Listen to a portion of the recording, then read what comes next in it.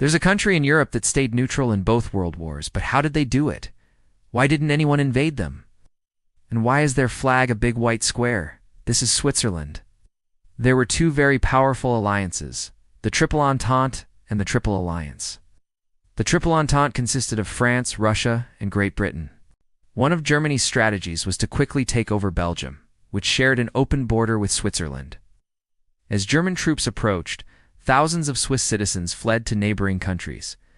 When the Germans were advancing through Belgium, the Swiss ambassador in Berlin warned them not to destroy Belgium's infrastructure since Switzerland depended on those trade routes. In 1914, they had the fourth biggest gold reserve in the world. So they basically became like a bank and started buying and selling currency for the Allied and Central Powers. They even became one of the first countries to adopt the metric system.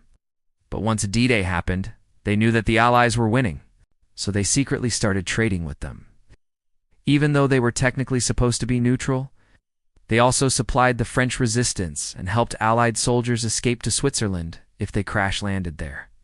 They weren't actively trying to help either side, but it kind of helped them both. That impressed the Germans so much that they left him alone. Their neutrality has allowed them to become one of the most prosperous nations in the world. Again, they had tons of gold that they used as currency for both sides. Also, Switzerland had a lot of Jewish refugees fleeing to them, so they didn't want to upset the Germans. They basically told them, hey, do you want to mess with us? Because we in the middle here, and we've got the goods. Switzerland's government worried that if things got really bad, people might try to take advantage of the chaos to break into Switzerland and cause trouble. So they declared martial law and created a citizen army to defend their country. Over the years, their leaders had built up strong relationships with the leaders of the surrounding countries. Plus, they were in the perfect geographical location.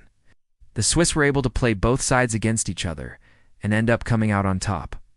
Then the Triple Alliance consisted of Germany, Austria-Hungary, and Italy. Switzerland was right in the middle of all of these countries. Ow. In 1914, Europe was a powder keg, just waiting to explode. When World War I broke out, Germany declared war on them first. But they still didn't join the war because Switzerland was a neutral country. Its official policy was not to participate in any foreign wars. When Germany threatened them, they said no and closed their borders, even turned down an offer from the British to join the war effort. They really wanted to stay out of it. But there was one big problem. Now, Switzerland's location was actually a huge advantage for them. It gave them leverage over the other countries.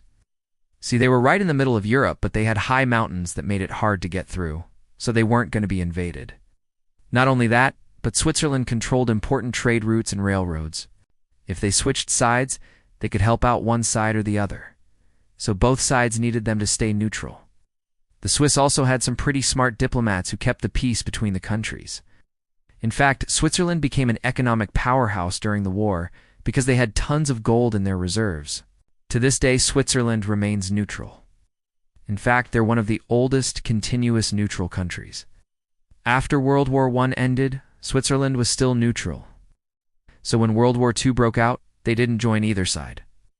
As the war progressed, though, they started supplying the Allies with food and raw materials. But here's the crazy thing. Switzerland was able to remain neutral throughout all of this because it was a small nation. Thanks for watching.